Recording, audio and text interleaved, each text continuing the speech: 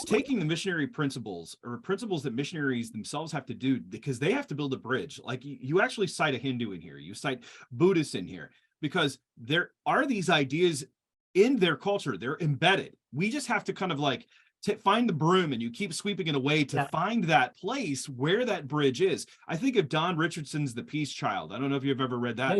In that, where he had to find that bridge because the way that he was talking, they weren't, as you mentioned, finding traction. They weren't finding traction. And then when he found that image, that was the bridge. And these are actually in our culture. We ourselves have them. We just don't know exactly how they connect always to our Christian faith. And the mess in our context is that, and this is a great point that Bavinck makes. He says, look, you need to understand, you need to do some homework on what do Muslims believe, what do Hindus believe, what does your secular person believe. That's really important.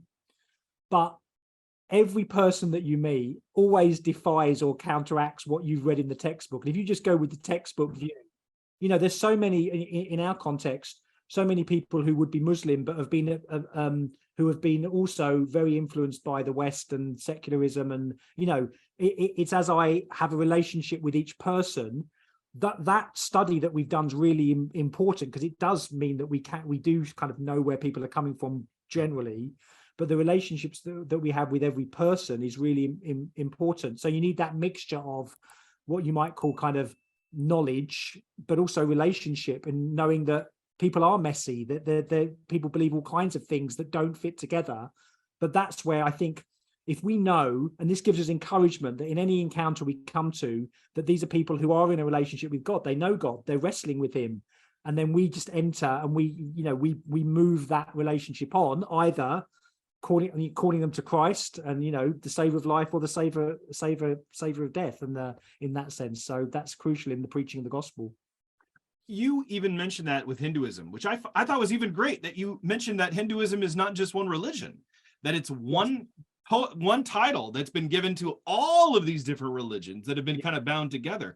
But even they have embedded within it these same types of magnetic points. It's just, again, up to us to find out, how do they categorize? What's the terminology that they use to describe that point? Would that be right? And if there's one thing that I could do away with, is the way in which we sometimes put ourselves in the faith communities, or a bucket called the people of faith.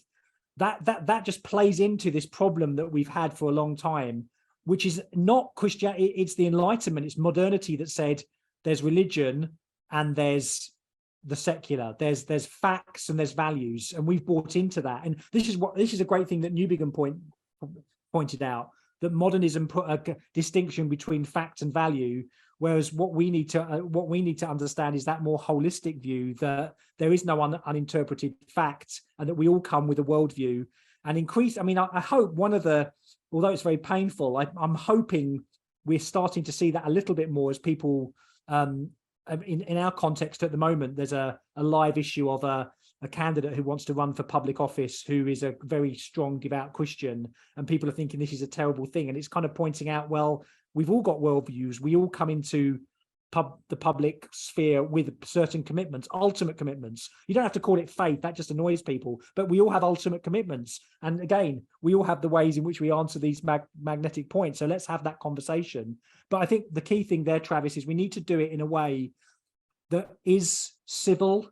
I mean, this is the big, in some ways, civility is what you might call pre-evangelism, because the fact we just need to be able to talk to each other and say hard things. Of course we do. That's what the gospel is. There is a confrontational aspect, but to do that in a way that's civil.